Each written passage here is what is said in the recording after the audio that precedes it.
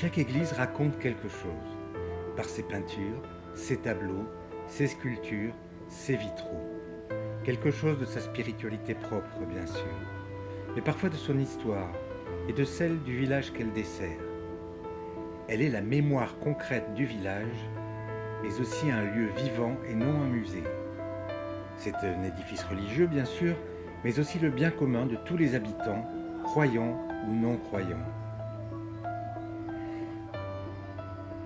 Vernoux est un village très ancien situé en bordure de Seine, dans une région forestière et agricole, sillonnée de rivières et parsemée d'étangs. L'église Saint-Fortuné en est le cœur, et à travers l'appareil des vitraux qui s'est constitué au fil des siècles sur ses murs, l'on peut trouver bien des informations précieuses, car elles relatent par eux la vie civile et religieuse du village depuis le IIIe siècle jusqu'à nos jours. Au départ, il y eut Saint Félix et Félissime, la toute première église leur était consacrée. L'auteur du vitrail s'est inspiré du récit du martyre des deux saints tel qu'il était rapporté à la date du 12 août dans l'ancien bréviaire du diocèse de Meaux. Ils souffrirent au IIIe siècle à Vernoux, sur les bords de la Seine, lors d'une persécution des chrétiens par les empereurs romains, probablement le décis du Polyeucte de Corneille. Il est vraisemblable que Félix et Félissime étaient venus de la communauté chrétienne de Lyon. La grande voie romaine de Sens à Harfleur, qui passait près de Vernoux, venait de Lyon. Ils auraient ainsi connu saint Irénée, qui était mort au début de ce IIIe siècle, lui-même ayant connu Polycarpe, disciple direct de saint Jean. L'évangélisation de Vernoux serait ainsi liée aux temps apostoliques. D'abord ensevelis sur place, ils furent transférés beaucoup plus tard dans la nécropole de Sens. Leurs reliques se trouvent toujours dans le trésor du musée de Sens. C'est à la suite de cette translation que la paroisse dut se choisir un nouveau patron et opta pour Fortuné pour attirer les pèlerins. À tout seigneur, tout honneur, Saint Fortunat ou Fortuné, l'église est sous sa dédicace, il est chez lui ici. Il y a un litige sur la réalité de ce Saint Fortuné, car plusieurs éminents personnages de ce nom ont vécu à la même époque. Il était peut-être l'un des nombreux ermites qui vivaient dans les parages. On s'est rangé au patronage le plus flatteur, celui d'un Italien du Nord, évêque, surnommé le philosophe des Lombards, qui passa en Gaule et se lia d'amitié avec Saint-Germain de Paris, Saint-Germain-des-Prés. L'abbaye de Saint-Germain-des-Prés possédait des terres dans la contrée. Il se retira à Celles et mourut en 569. L'église de Vernoux conserve la relique de son crâne. Il est réputé guérir les malades de la fièvre. Miracle. Un vieillard miné par la fièvre demanda à Saint Fortuné la guérison. Le saint lui imposa les mains, puis lui dit d'aller se laver à la fontaine. Le vieillard protesta qu'elle était trop loin de là pour ses forces épuisées. Saint Fortuné lui dit « Retourne-toi » et il vit derrière lui une fontaine qu'il n'avait jamais vue. Ceci se passait au hameau de la Turelle, à Vernoux. La source alimente le lavoir, l'eau va se jeter dans le ru de Chailly. Ce lieu est resté une destination de pèlerinage ou de procession jusqu'en 1976, où eut lieu la dernière lors de la grande sécheresse. Il n'était pas rare que les processionnaires manifestent leur colère si leurs vœux n'étaient pas exaucés. On se vengeait alors sur la statue ou sur la crosse de la procession jetée à la rivière. Clovis était mort 50 ans avant lui, Saint Benoît, fondateur des Bénédictins depuis 10 ans, Mahomet n'était pas encore né, Charlemagne régnera, lui, 250 ans plus tard. Les plus anciens vitraux de l'église remontent au XVIe siècle. Ce sont deux petites baies sur la façade sud. Ils témoignent de l'influence des artistes de Fontainebleau, alors en plein rayonnement. Saint Michel terrassant le dragon. C'est le chef des milices célestes qui apparaît lors de l'Apocalypse pour terrasser le démon. Il est aussi le patron de la France. Saint évêque dans un paysage. on n'a pas pu identifier le saint homme que ce vitrail représente. Saint Simon. C'est un apôtre discret, qui figure en fin de liste des 12 qui ne parlent plus de lui après l'avoir cité.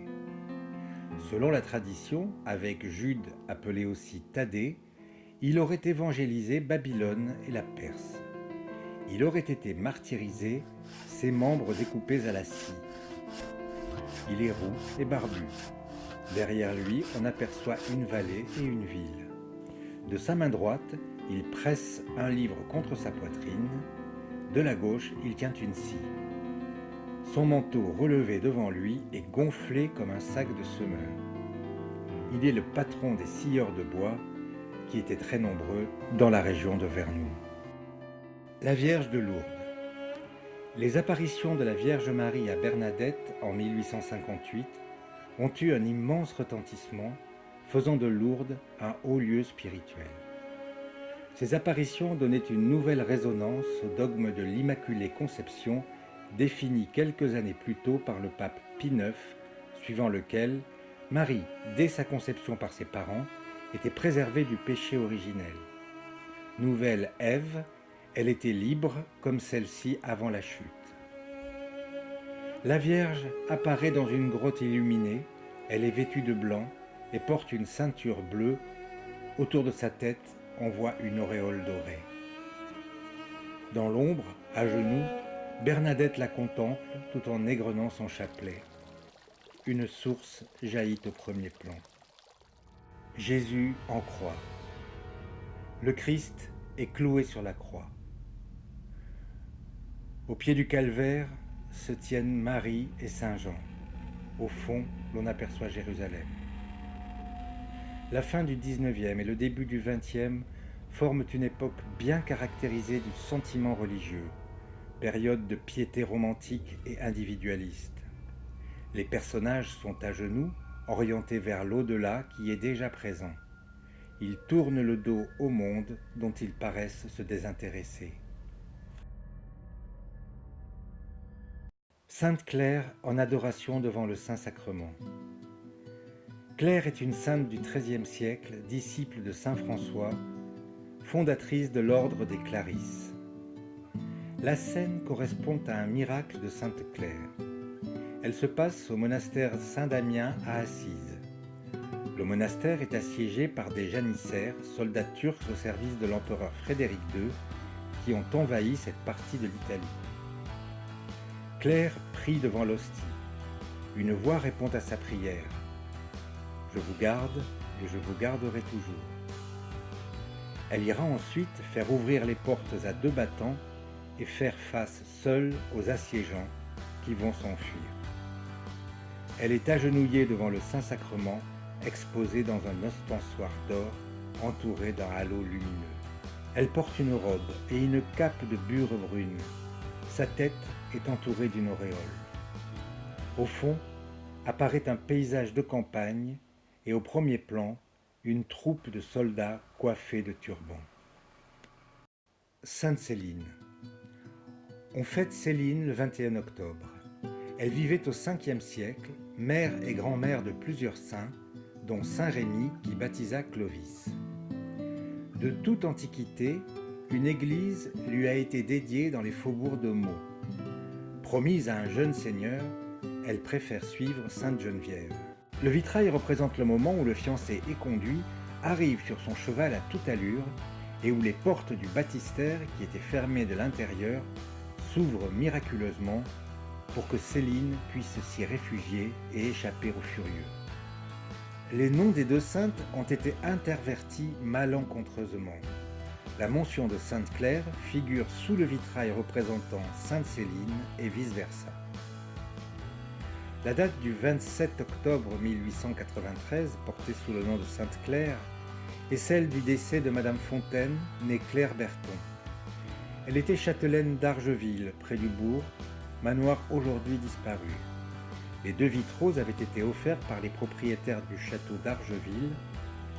Les familles Fontaine et Bignet, les héritiers, sont toujours propriétaires, dont actuellement Madame Gou. La tradition sociale voulait alors que l'on représente sur les murs des églises des personnes de la bonne société signalées par leur piété. La scène se passe à Paray-le-Monial en juin 1675. C'est le point culminant des révélations que Marguerite Marie reçoit depuis 1673. Son visage illuminé est entouré d'une auréole rayonnante. Elle tourne le dos au mur qui sépare le jardin clos du couvent du monde extérieur. Derrière elle s'épanouissent des lys. Le Christ désigne son cœur humain. Voici le cœur qui a tant aimé les hommes. L'influence de Marguerite Marie a été considérable, à l'origine de la diffusion de la dévotion au Sacré-Cœur, très importante au XIXe siècle, qui connut un type de ferveur très ardente.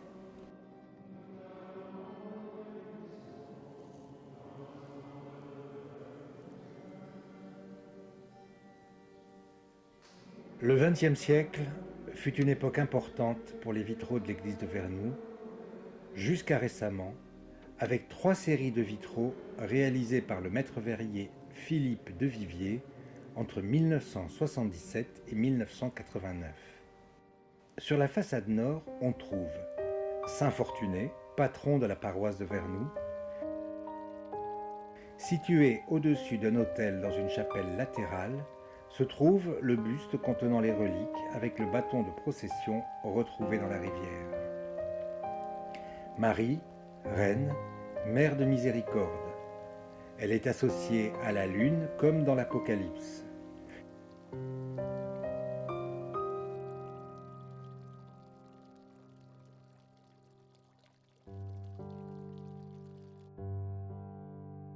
Il y a ensuite 2 fois 2 vitraux jumelés sur la façade sud. L'eau, qui correspond au baptême. Vernoux est un pays d'eau et de forêts. Il y a la Seine, bien sûr, mais aussi un grand nombre de rues et de rivières, et l'Yonne qui se jette non loin de là. À gauche, du ciel, la pluie tombe à verse. Les eaux grossissent et se soulèvent. Dans les profondeurs, un poisson apparaît. Un arc-en-ciel étendu dans le ciel. Le déluge anéantit l'humanité. Noé et les siens sont seuls sauvés. Le poisson, suivant la tradition, figure le Christ. À droite, une cuve de pierre reçoit l'eau qui coule d'une coquille. Une colombe plane au-dessus de l'eau. À gauche de la cuve, un cierge allumé. Les tôles, bande d'étoffe élargie en palettes à chaque extrémité, est signe de la mission du prêtre. Il y a ensuite le blé, la vigne et le pressoir, qui rappellent l'Eucharistie. Vernoux fut un lieu de culture du blé, bien sûr, mais aussi de la vigne, jusqu'à la crise du phylloxéra à la fin du XIXe siècle. Il y a encore des chambres à raisins dans certaines maisons du bourg. 6 vitraux sur la façade sud. D'abord l'énergie. Il n'y a pas de vie sans énergie, sans communication, sans rayonnement, sans lumière, sans chaleur. La centrale thermique et le poste de Chénois symbolisent notre vie de relation, de communion dans le Christ de lumière, plénitude du salut. Le bois. Vernoux est un pays de forêt, prolongement de la forêt de Fontainebleau voisine. Bois de Valence. Face à la porte latérale, l'arbre, le verne ou aulne, qui pousse dans les marais, d'où Vernoux tire son origine, symbolise le bois pour se chauffer, pour bâtir avec les outils du charpentier. Jésus de Nazareth est le charpentier qui restaure le monde par sa vie, par sa mort sur la croix. Le bois est biblique. C'est par l'arbre de la connaissance du bien et du mal que le péché entre dans le monde. C'est par le bois de l'arche que Noé est sauf. C'est au bûcher qu'Abraham prouve sa fidélité. C'est au buisson ardent que Moïse découvre Dieu, qui se révèle comme le tout autre et le tout proche.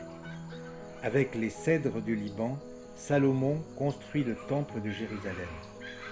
Par le bois de la croix, Jésus scelle l'alliance avec le Père, bien supérieure aux idoles des arbres sacrés. Le fer.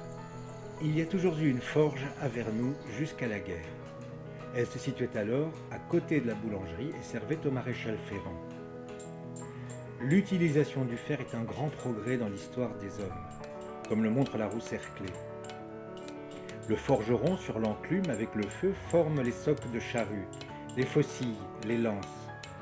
En effet, comme toute invention, il peut servir pour le meilleur et pour le pire. Isaïe prophétise un changement radical.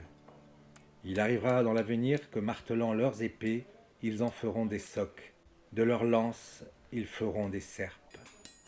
Jésus dira sur la croix, « Père, pardonnez-leur », ce qu'évoquent les 3 clous. La pierre. Tout le village est de pierre. Il existait des carrières dans les environs.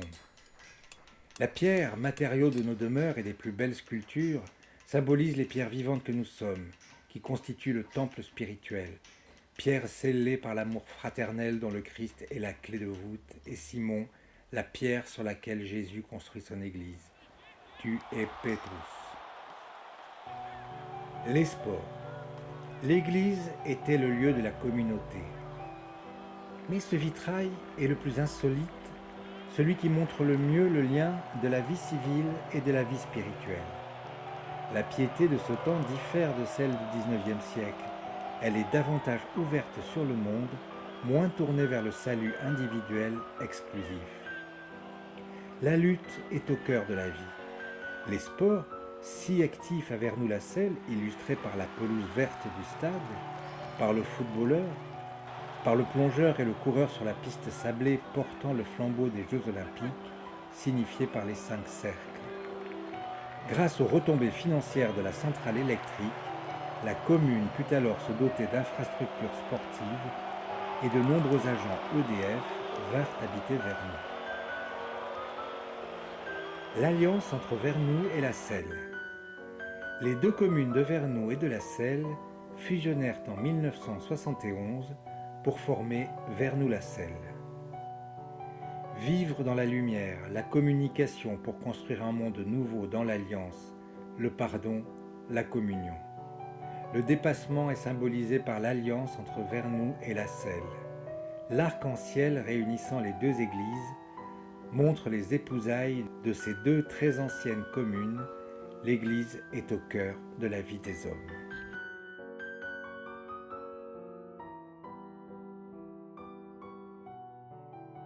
En 1989 fut posée la rosace occidentale. Elle est inspirée par le livre de l'Apocalypse de Saint Jean. L'œil central est habité par un livre aux 7 sceaux, écrit au-dedans et au-dehors. On ne croit pas si bien dire lorsqu'il s'agit d'un vitrail. Le livre est le symbole suprême de la connaissance des choses cachées depuis la fondation du monde. En lui apparaît ce qui est et ce qui doit arriver ensuite.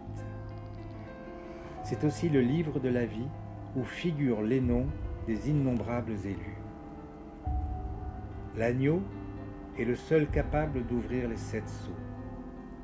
Tout autour de ce livre, une couronne de 7 feuilles, 16 pétales.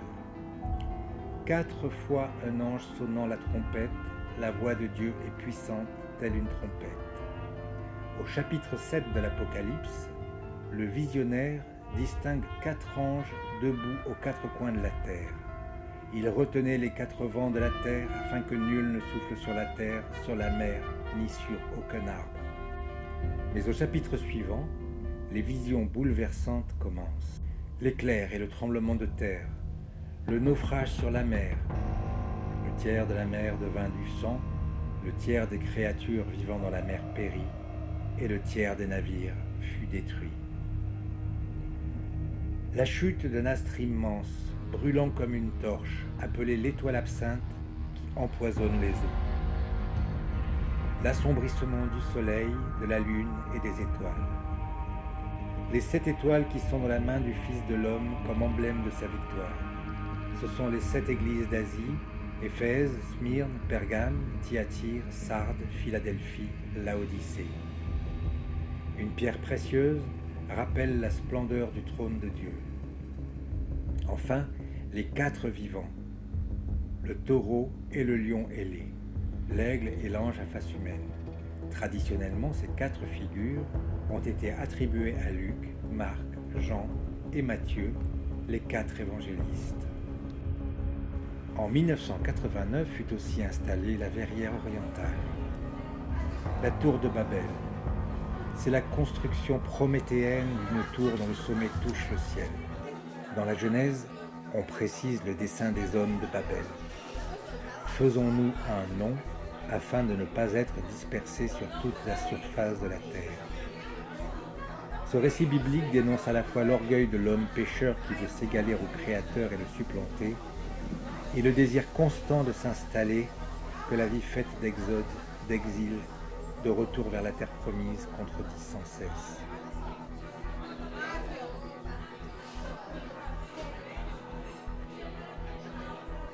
La Pentecôte. Ce vitrail rappelle comment l'Esprit Saint fut donné aux disciples de Jésus. Les apôtres, après la mort-résurrection de Jésus et devant les menaces qui pèsent sur eux, sont bien tentés de tarir la source de l'Esprit, jaillie du côté du Christ en croix. Marie, cette femme qui a la lune sous les pieds, participe à cette naissance du monde nouveau comme elle a coopéré à la naissance du Christ, l'homme nouveau.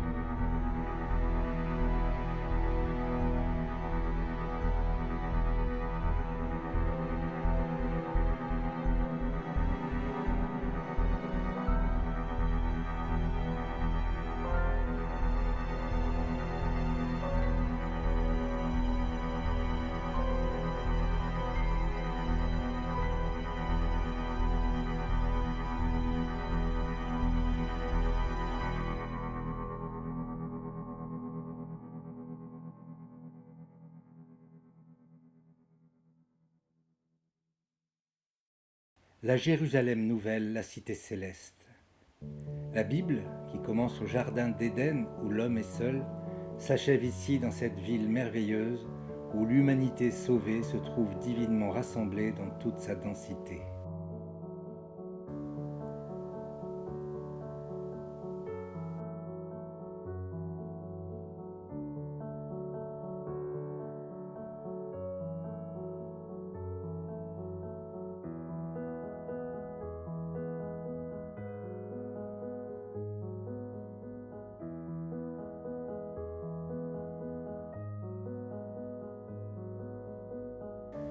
Notre Église est habillée de verre et de lumière.